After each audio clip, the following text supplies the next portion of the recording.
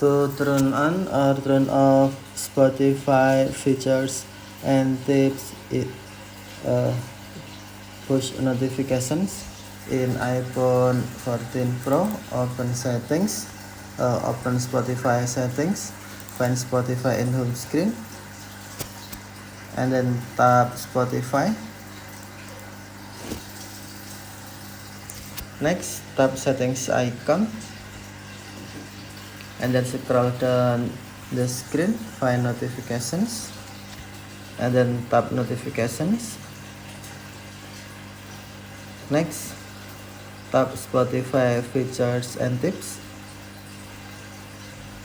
On where you will receive notifications, tap push switch until green to turn on, or tap switch until gray to turn off.